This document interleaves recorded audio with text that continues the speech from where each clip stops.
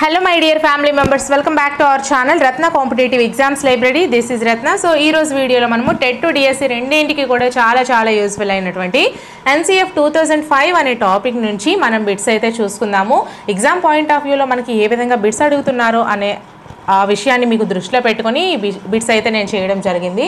And మన ఛానల్ని first time ఎవరైనా విజిట్ చేస్తున్నట్లయితే మన ఛానల్లో అన్ని సబ్జెక్ట్స్కి సంబంధించి క్లాసెస్ కంప్లీట్ చేస్తున్నాను.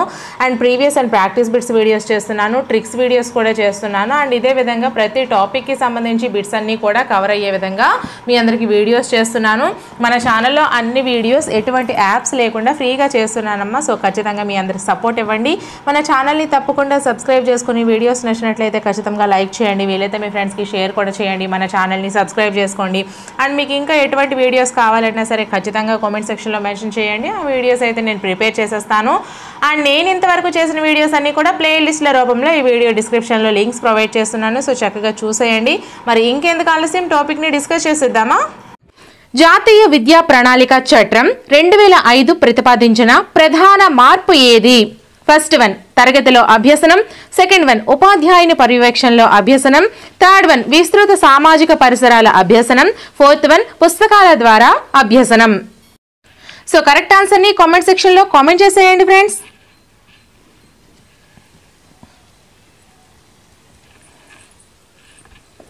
సో మనకి కరెక్ట్ ఆన్సర్ వచ్చేసరికి థర్డ్ వన్ అండి, విస్తృత సామాజిక పరిసరాల అభ్యసనము. సో ఇది మనం ఎందుకు తీసుకున్నాము? ఫర్ ఎగ్జాంపుల్ మనం ఇటువంటి క్వశ్చన్స్కి, ఇటువంటి టాపిక్స్లో క్వశ్చన్స్కి మనం ఏ విధంగా చేయాలి అంటే మీకు ఒక సింపుల్ ట్రిక్ చెప్తాను చూడండి ఫ్రెండ్స్. మనం మైండ్తో ఆలోచించాలండి. ఇటువంటి క్వశ్చన్స్ ఎప్పుడు కూడా గుడ్డిగా మనం టెక్స్ట్ బుక్లో చదివింది నమ్మకూడదు. మన మైండ్తో ఆలోచిస్తే ఆటోమేటిక్గా మనకు ఆన్సర్ అనేది ఈజీగా వచ్చేస్తుంది. ఫర్ ఎగ్జాంపుల్ మనము ఒక ఎగ్జామ్కి వెళ్ళామనుకోండి, అక్కడ మనకి అన్ని ఎలిమినేట్ ప్రాసెస్లో కూడా మనము రెండు తీసేయగలం, పూర్తిగా రెండు తీసేయగలం. కానీ రెండు వచ్చేసరికి సేమ్ ఒకేలా ఉంటాయి. అదా ఇదా అని కన్ఫ్యూజ్ అవుతాం. అటువంటిప్పుడు మీ మైండ్ని యూజ్ చేయండి. మీ మైండ్ ఏదైతే చెప్తుందో అది మనకి కరెక్ట్ ఆన్సర్ అవుతుంది. ఫర్ ఎగ్జాంపుల్ చూసుకుందాము. ఇక్కడ తరగతి గదిలో అభ్యసనం అండి. జాతీయ విద్యా ప్రణాళిక చట్టం 2005 ప్రతిపాదించిన ప్రధానమైనటువంటి మార్పు ఏంటి? తరగతిలో అభ్యసనం అంటే తరగతిలో అభ్యసనానికి మనకి ఇప్పుడు రూల్స్ అనేవి ఇవ్వలేదు. ఎందుకంటే పిల్లలు ఆడుతూ చదువుకోవాలి కాబట్టి దీన్ని మనము ఎలిమినేట్ చేసేద్దాము. సెకండ్ వన్ ఉపాధ్యాయుని పర్యవేక్షణలో అభ్యసనం అన్నారు. ఉపాధ్యాయుని పర్యవేక్షణలో అభ్యసనం అనేది సగం మాత్రమే జరగాలండి, మిగతా సగం అంతా పరిసరాలతో జరగాలి ఇప్పటి విద్యా ప్రణాళిక చట్టం ప్రకారం. కాబట్టి దీన్ని ఎలిమినేట్ చేసేద్దాము. నెక్స్ట్ విస్తృత సామాజిక పరిసరాల అభ్యసనము. సో ఇది మనకి కరెక్ట్ అవుతుంది, దీన్ని ఒక పక్కన పెడదాము. నెక్స్ట్ ఫోర్త్ అని పుస్తకాల ద్వారా అభ్యసనము. మనకు పుస్తకాల ద్వారా ఎంత అంటే తెలుస్తుంది? ఓన్లీ 0.25 మాత్రమే మనకి పుస్తకాల ద్వారా తెలుస్తుందండి. మిగతాది కూడా మొత్తం కూడా 75% కూడా మనకి ఓన్లీ ఈ యొక్క సామాజిక పరిసరాలు, మనం పరిసరాలను చూసి నేర్చుకోవడం మాత్రమే తెలుస్తుంది. మనం పెద్దవాళ్ళం కాబట్టి ఎలా అయినా చదువుకుంటాం. బట్ పిల్లలు ఏంటంటే వాళ్ళు పరిసరాలతో లీనమైపోయి వాళ్ళు తెలుసుకోవాలి. కాబట్టి ఇటువంటి క్వశ్చన్స్ ఎప్పుడైనా సరే మనం మైండ్తో ఆలోచిస్తే ఈజీగా ఆన్సర్ అనేది చేసేయచ్చు. సో మనకి విస్తృత సామాజిక పరిసరాల అభ్యసనం అనేది ప్రధాన మార్పు అనేది మీరు గమనించండి. So next question, second question. జాతీయ పాఠ్య ప్రణాళిక చట్టం 2005 ప్రకారం 1-2 తరగతుల్లో ఉండవలసిన మదింపు ఏది? ఫస్ట్ వన్ సిలబస్ ఆధారంగా, సెకండ్ వన్ సరళమైన రాత పరీక్ష లేదా మౌలిక పరీక్ష ఆధారంగా. మౌలిక అంటే ఇక్కడ మౌలిక కాదండి, ఇక్కడ మౌఖిక అని గుర్తుంచుకోండి. నెక్స్ట్ థర్డ్ వన్ మౌఖిక పరీక్ష, ఫోర్త్ వన్ ఎలాంటి పరీక్ష లేకుండాట. సో కరెక్ట్ ఆన్సర్ని మీరు కామెంట్ సెక్షన్లో కామెంట్ చేసేయండి ఫ్రెండ్స్. ఇంకా వీడియోని ఎవరైనా లైక్ చేయకపోతే లైక్ చేయండి.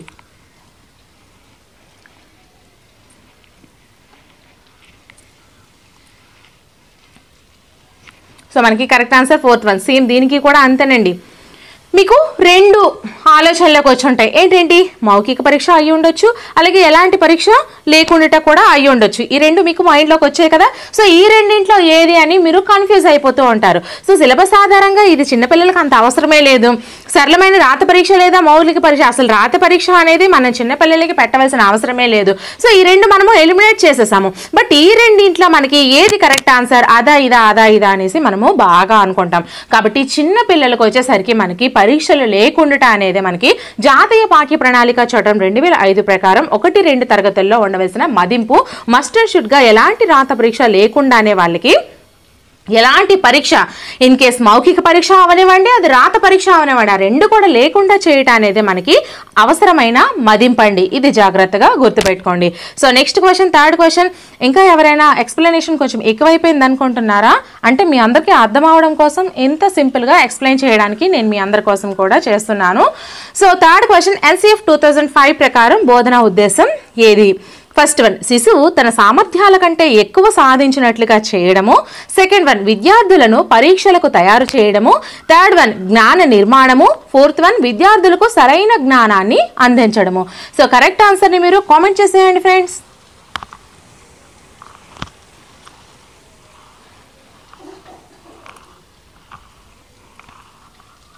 సో మనకి కరెక్ట్ ఆన్సర్ థర్డ్ వన్, జ్ఞాన నిర్మాణం అండి. పిల్లల్లో 2005 NCF మనకి ఏం చెప్తుంది అంటే ముఖ్యమైన బోధన ఉద్దేశం జ్ఞాన నిర్మాణాన్ని పిల్లల్లో పెంపొందించుట. విద్యార్థులకు సరైన జ్ఞానం ఎలాగో అందిస్తామో దాని నుంచి వాళ్ళు ఎంత జ్ఞానం అనేది పొందారు అనే దాన్ని మనము జ్ఞాన నిర్మాణం అని అంటాము. సో మనకి కరెక్ట్ ఆన్సర్ వచ్చేసి థర్డ్ వన్ అండి. ఈ రెండు మీకు మైండ్లో ఉంటాయి, కానీ కరెక్ట్గా ఆలోచిస్తే మనకి కరెక్ట్ ఆన్సర్ అనేది తెలిసిపోతుంది. శిశువు తన సామర్థ్యాల కంటే ఎక్కువ సాధించినట్లుగా చేయడం అవసరం అంటారా? 1, 2 తరగతులు, 1, 2, 3, 4 తరగతులు వాళ్ళ చదువు కంటే ఎక్కువ చదవాలని మనం ఫోర్స్ చేయడం అది అవసరం లేదు. సో దీన్ని ఎలిమినేట్ చేసేద్దాము. సెకండ్ వన్, విద్యార్థులను పరీక్షలకు తయారు చేయడం. వాళ్ళ పరీక్షలు రాస్తాయంటే రాయకపోతే ఏంటి, అవి 10th క్లాస్ ఏమైనా మెయిన్ ఎగ్జామినేషన్స్, వాళ్ళకి ర్యాంక్స్ రాకపోతే ఇంటర్లో జాయిన్ చేసుకోరనడానికి. సో అది కూడా మనకి అవసరం లేదు. బట్ మనం ఇక్కడ వాళ్ళకి ఎంత జ్ఞానం అనేది వాళ్ళు తెలుసుకోగలిగారు, వాళ్ళకి ఎంత జ్ఞానం వచ్చింది అనేది మనకి మెయిన్ మస్ట్ అండ్ షుడ్ గా ఇంపార్టెంట్. సో కరెక్ట్ ఆన్సర్ వచ్చేసరికి థర్డ్ వన్ అవుతుందండి. So next question, fourth question. NCF 2005 ప్రకారం పాఠశాల వ్యవస్థ దేనిని సూచిస్తుంది? సో ఫస్ట్ వన్ అంతర్జాతీయ అవగాహన, సెకండ్ వన్ జాతీయ సామరస్యము, థర్డ్ వన్ దేశంలో అన్ని ప్రాంతాల వారికి ఏకరూప విద్య, ఫోర్త్ వన్ దేశంలోని వివిధ ప్రాంతాల్లో పోల్చదగిన నాణ్యతకు భరోసా ఇచ్చుట. సో కరెక్ట్ ఆన్సర్ని మీరు కామెంట్ సెక్షన్లో కామెంట్ చేసేయండి ఫ్రెండ్స్.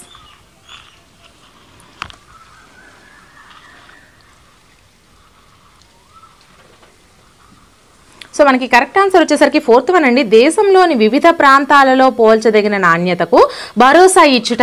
అంటే ఏంటి, దేశంలో ఎక్కడికి వెళ్ళినా సరే వాళ్ళతో మనం కంపేర్ చేసుకుంటే మన విద్య, మన దేశంలో విద్య అనేది, మన దేశంలో మన ప్రాంతంలో విద్య అనేది నాణ్యత ఉండాలి అని మనకి NCF 2005 ప్రకారం పాఠశాల వ్యవస్థ అనేది దీన్ని సూచిస్తుందండి. జాతీయ సామరస్యము, అంతర్జాతీయ అవగాహన, దేశంలో అన్ని ప్రాంతాల వారికి ఏకరూప విద్య, ఇది మనము ఇవ్వలేమండి. అన్ని ప్రాంతాల వారికి ఏకరూప విద్యని ఇవ్వలేము, కానీ విద్యలో నాణ్యత మనకి మెయిన్ ఇంపార్టెంట్. కాబట్టి మనకి ఫోర్త్ వన్ అనేది కరెక్ట్ ఆన్సర్ అవుతుంది. ఎందుకు ఇవ్వలేము దేశంలో అన్ని ప్రాంతాల వారికి ఏకరూప విద్య అనేది అంటే, ఫర్ ఎగ్జాంపుల్ మనము ఒక కొండచాతి ప్రజలను తీసుకున్నాం అనుకోండి, వాళ్ళకి మన భాష అర్థం కాదు, వాళ్ళకి నాలెడ్జ్ చాలా చాలా తక్కువ ఉంటుంది. కాబట్టి వాళ్ళకి మన నాలెడ్జ్తో కంపేర్ చేసుకొని మనకి ఇచ్చినటువంటి నాలెడ్జ్ని వాళ్ళకి ఇచ్చేసి చేసామనుకోండి, వాళ్ళకు ఉన్నది కూడా వాళ్ళు చదివింది కూడా పోతుంది. కాబట్టి ఎక్కడ ఉన్న ప్రాంతంలో వాళ్ళకి ఆ వాటికి తగ్గట్టు మనమైతే విద్యను అందించాలి. కానీ ఇతర ప్రాంతాలతో చూసుకుంటే నాణ్యమైన విద్య, మనం ఎంత క్వాలిటీతో మనం విద్యను అందిస్తున్నాం అనేది చాలా important. So next question, fifth question. NCF 2005 పౌర శాస్త్రమును ఏ పేరుతో పిలవమని కోరింది? ఫస్ట్ వన్ సామాజిక శాస్త్రము, సెకండ్ వన్ రాజనీతి శాస్త్రము, థర్డ్ వన్ మానవ శాస్త్రము, ఫోర్త్ వన్ జనాభా విద్య. సో కరెక్ట్ ఆన్సర్ని కామెంట్ సెక్షన్లో కామెంట్ చేసేయండి. ఇది చాలా ఈజీ క్వశ్చన్ అండి.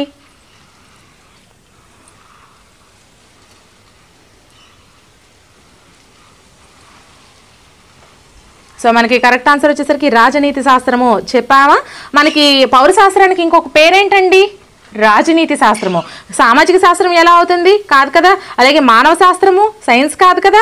నెక్స్ట్ జనాభా విద్య అసలు కాదు కదా. సో రాజనీతి శాస్త్రాన్ని మనము పౌర శాస్త్రము అని అంటాము. పౌరుల గురించి తెలిపే శాస్త్రము, పౌరుని యొక్క హక్కుల గురించి తెలిపే శాస్త్రము. సో దీన్ని మనము రాజనీతి శాస్త్రము అంటాము. So next question, sixth question. NCF 2005 యొక్క స్టీరింగ్ కమిటీ చైర్మన్ ఎవరు? ఇటువంటి క్వశ్చన్స్ మనకి గన్ షాట్ క్వశ్చన్స్, దీనికి మార్పులు చేర్పులు అనేవి ఏమీ ఉండవు. ఇది న్యూ సిలబస్ ప్రకారం తయారు చేసిందే. సో కరెక్ట్ ఆన్సర్ని మీరు కామెంట్ సెక్షన్లో కామెంట్ చేయండి. అలాగే ఇంకా ఎవరైనా వీడియోని లైక్ చెప్పితే ఒక లైక్ చేసేయండి. So option 1 professor S Pal, second one professor Amartya Sen, third one professor Rammurthy, fourth one professor Kapil Sibal. So correct ఆన్సర్ని చేసేయండి ఫ్రెండ్స్.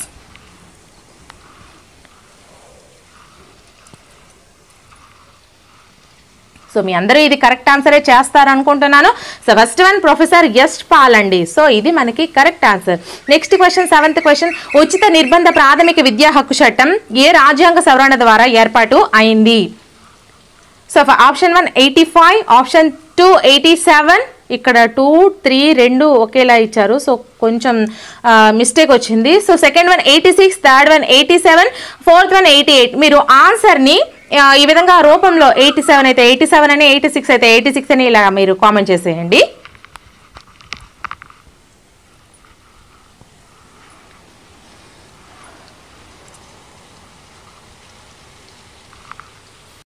సో మనకి కరెక్ట్ ఆన్సర్ వచ్చేసి ఆప్షన్ సెకండ్ అండి, 86 అండి. సో నెక్స్ట్ క్వశ్చన్, NCF 2005 ప్రకారం భాషా సామర్థ్యాలను అభివృద్ధి పరచుటకు సృజనాత్మక కలిగిన భాషోపాధ్యాయుడు అనుసరించవలసిన తరగతి గది వ్యూహము ఏది? సో ఫస్ట్ వన్ ప్రాంతీయ భాష, సెకండ్ వన్ మాతృభాష, థర్డ్ వన్ బోధనా మాధ్యమము, ఫోర్త్ వన్ బహుభాషా తత్వము. సో ఇది మీరు క్వశ్చన్ని వన్స్ ట్వైస్ చదివారంటే ఆన్సర్ అనేది ఈజీగా గెస్ చేయగలుగుతారు. సో కరెక్ట్ ఆన్సర్ని కామెంట్ చేసేయండి.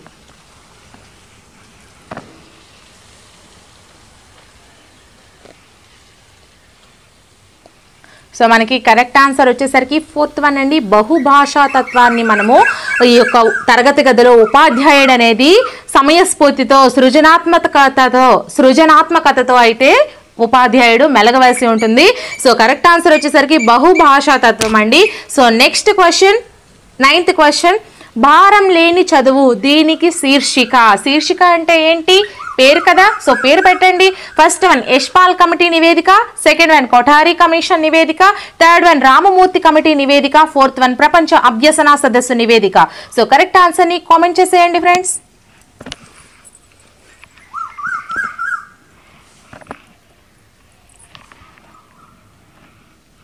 సో మనకి కరెక్ట్ ఆన్సర్ వచ్చేసరికి ఫస్ట్ వన్ యశ్పాల్ కమిటీ నివేదిక. యశ్పాల్ కమిటీ నివేదికనే భారం లేని చదువు శీర్షిక అని, భారం లేని అభ్యసనం, భారం లేని చదువు అంటే ఏంటి? యశ్పాల్ కమిటీ నివేదిక. So next question, 10th question, NCF 2005 ను నిర్మించినది ఏది? First one NCTE, second one NCERT, third one NUEPA, fourth one CABE. So correct ఆన్సర్ని కామెంట్ చేసేయండి.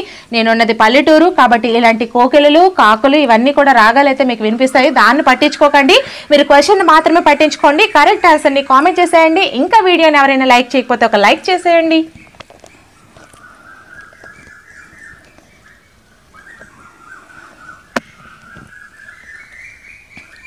సో కరెక్ట్ ఆన్సర్ వచ్చేసరికి మనకి సెకండ్ వన్ అండి, NCERT NCF 2005 ని నిర్మించినది. NCF 2005 ని NCERT నిర్మించినది. ఇది మీరు కంపల్సరీ గుర్తుపెట్టుకోవాల్సి ఉంటుంది. సో నెక్స్ట్ క్వశ్చన్, NCF 2005 ప్రకారం ఆరోగ్యము మరియు వ్యాయామ విద్య ఒక ఐచ్ఛిక విషయంగా ఈ స్థాయిలో ఉండవచ్చు. ఫస్ట్ వన్ ప్రాథమిక, సెకండ్ వన్ ప్రాథమికోన్నత, third one secondary, fourth one ఉన్నత సెకండరీ. సో కరెక్ట్ ఆన్సర్ని కామెంట్ సెక్షన్లో కామెంట్ చేసేయండి.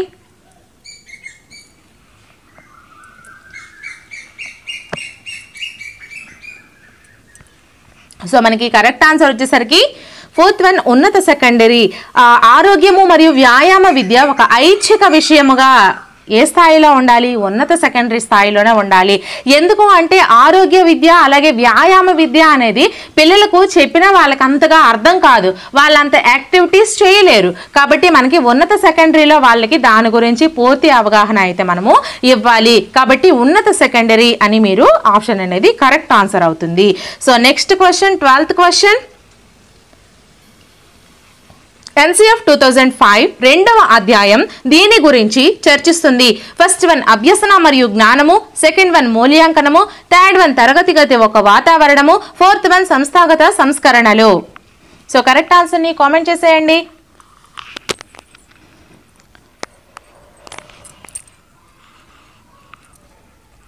సో మనకి కరెక్ట్ ఆన్సర్ వచ్చేసరికి సెకండ్ వన్ అండి, మూల్యాంకనం గురించి. NCF 2005 రెండవ అధ్యాయం అనేది మూల్యాంకనం గురించి చర్చిస్తుంది.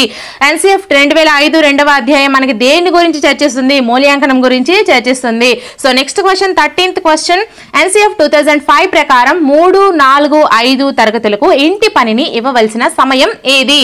ఇంటి పనికి ఇవ్వవలసినటువంటి సమయం ఏది? ఫస్ట్ వన్, ఇంటి పని అసలు ఇవ్వకూడదు. సెకండ్ వన్, వారానికి 2 గంటలు సరిపోతుంది. థర్డ్ వన్, ప్రతిరోజు 1 గంట. ఫోర్త్ వన్, రోజుకు 2 గంటలు. సో కరెక్ట్ ఆన్సర్ని కామెంట్ సెక్షన్లో కామెంట్ చేసేయండి ఫ్రెండ్స్.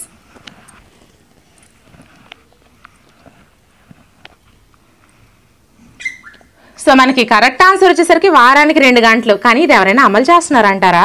అస్సలు లేదు, నాకైతే అస్సలు అనిపించట్లేదు. మా బాబు వాడు యూకేజీ చదువుతున్నాడు, వాడికే చాలా 4 నోట్స్లు కంప్లీట్ చేసేమని ఇస్తున్నారు రోజుకి. ఇదైతే ఎవరో అమలు చేయట్లేదని నాకు అనిపిస్తుంది. బట్ మనకు ఆన్సర్ వచ్చేసరికి వారానికి 2 గంటలండి. అది మీరు జాగ్రత్తగా గుర్తుపెట్టుకోండి. NCF 2005 ప్రకారం 3, 4, 5 తరగతులకు ఇంటి పనికి ఇవ్వాల్సిన సమయం ఎంత అంటే వారానికి 2 గంటలు. సో ఇది మీరు జాగ్రత్తగా గుర్తుపెట్టుకోండి. So next question, 14th question, మూల్యాంకనం పరీక్షల గురించి NCF 2005 అభిప్రాయం కానిది ఏది? సో ఆప్షన్ 1 పుస్తకాధారిత పరీక్షలను అమలు చేయటం. సెకండ్ వన్, మౌఖిక పరీక్షలను తొలగించడం. థర్డ్ వన్, స్వల్పకాలిక పరీక్షల కొనసాగింపు. ఫోర్త్ వన్, దీర్ఘకాలిక పరీక్షల కొనసాగింపు. కొంచెం ఈ పక్షులు మనల్ని ఎక్కువగానే డిస్టర్బ్ చేస్తున్నాయి కదా, ఏం పట్టించుకోకండి, మీరు క్వశ్చన్స్ చూసుకోండి. కరెక్ట్ ఆన్సర్ని కామెంట్ సెక్షన్లో కామెంట్ చేసేయండి ఫ్రెండ్స్.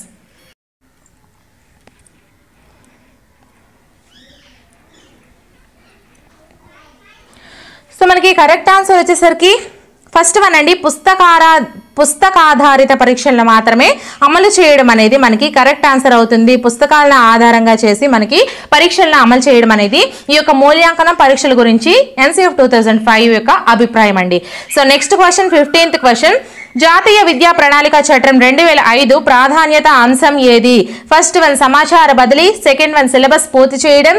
థర్డ్ వన్, జ్ఞాన నిర్మాణము. ఫోర్త్ వన్, కంఠస్థం చేయించడం. సో కరెక్ట్ ఆన్సర్ని కామెంట్ సెక్షన్లో కామెంట్ చేసేయండి ఫ్రెండ్స్.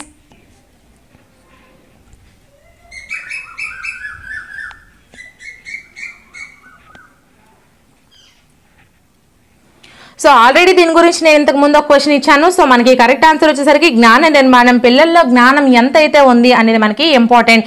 కాబట్టి ఈ సమాచార బదిలీ, సిలబస్ పూర్తి చేయడం, కంఠస్థం చేయడం ఇవన్నీ మనకు అవసరం లేదండి. జాతీయ విద్యా ప్రణాళిక చట్టం 2005 ప్రాధాన్యత అంశం ఏది అంటే జ్ఞాన నిర్మాణం. ముఖ్యంగా మనకి జ్ఞాన నిర్మాణం. So next question, 16th question, NCF 2005 ప్రకారం 1 to 5th 1 నుంచి 5 తరగతులకు సంవత్సరానికి ఎన్ని గంటల బోధన చేయాలి? ఇటువంటి క్వశ్చన్స్ మీరు జాగ్రత్తగా గుర్తుపెట్టుకోవాలి, అసలు కన్ఫ్యూజ్ కావద్దు. దీనికి మనకి ట్రిక్స్ కానీ టిప్స్ కానీ ఇలాంటివి కూడా అసలు ఏం పని చేయవు. మన మైండ్లో ఇది ఎక్కించుకోవాల్సిన ఇటువంటి టాపిక్స్ అయితే మనకి ఈ నెంబర్స్ అవనివ్వండి, ఇయర్స్ అవనివ్వండి, ఇలాంటివి మనము ఖచ్చితంగా అయితే మన మైండ్లో ఎక్కించుకోవాలి. సో ఫస్ట్ వన్ 750 అవర్స్ అండి, 750 గంటలు. సెకండ్ వన్ 800 గంటలు. థర్డ్ వన్ 1000 గంటలు. ఫోర్త్ వన్ 900 గంటలు. సో కరెక్ట్ ఆన్సర్ని కామెంట్ సెక్షన్లో కామెంట్ చేసేయండి ఫ్రెండ్స్.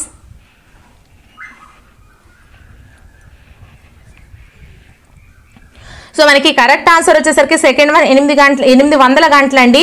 NCF 2005 ప్రకారం 1 నుంచి 5 తరగతులకు సంవత్సరానికి 800 గంటలు బోధన అనేది చేయాలి. సో ఇది మనకి కరెక్ట్ ఆన్సర్ అవుతుంది. So next question, 17th question, 2005 జాతీయ పాఠ్య ప్రణాళిక చట్టం తయారీలో మార్గదర్శక సూత్రం కానిది ఏది? ఫస్ట్ వన్, సామాజిక భాగస్వామ్యం అభ్యసనం. సెకండ్ వన్, శిశు కేంద్ర అభ్యసనం. థర్డ్ వన్, కృత్యాధార అభ్యసనం. ఫోర్త్ వన్, ఉపాధ్యాయ మరియు శిశు కేంద్ర అభ్యసనం. సో కరెక్ట్ ఆన్సర్ని కామెంట్ సెక్షన్లో కామెంట్ చేసేయండి. ఇంకా వీడియోని ఎవరైనా లైక్ చేయకపోతే ఒక చిన్న లైక్ చేసేయండి ఫ్రెండ్స్.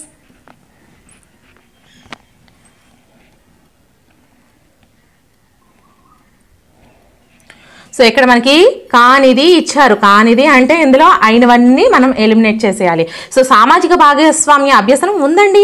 నెక్స్ట్ శిశు కేంద్ర అభ్యసనం చేయాలి, కృత్యాధార అభ్యసనం చేయాలి. కాబట్టి కానిది అడిగాడు కాబట్టి ఉపాధ్యాయ మరియు శిశు కేంద్ర అభ్యసనం మాత్రమే కరెక్ట్. ఉపాధ్యాయ కూడా కలిపాడు కాబట్టి ఇది మనకి రాంగ్ ఆన్సర్ అవుతుంది. దీనికి ఇది రైట్ ఆన్సర్ అవుతుంది.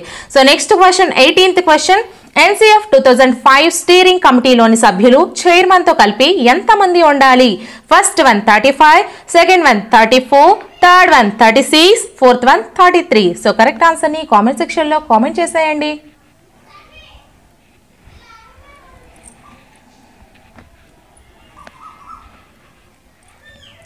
సో మనకి కరెక్ట్ ఆన్సర్ వచ్చేసరికి 35 మెంబర్స్ అండి. చైర్మన్తో కలిపి సభ్యులు మొత్తం 35 మంది అయితే ఉండాలి. స్టీరింగ్ కమిటీలోని సభ్యులు ప్లస్ చైర్మన్తో కలిపి ఎంతమంది? 35 members. So next question, 19th question, civilisation of progress గ్రంథకర్త ఎవరు? సివిలైజేషన్ ఆఫ్ ప్రోగ్రెసెస్ గ్రంథకర్త ఎవరు? First one Tagore, second one Mahatma Gandhi, third one Vivekananda, fourth one Yash Pal. So correct ఆన్సర్ని కామెంట్ చేసేయండి, వీడియోని లైక్ చేసేయండి.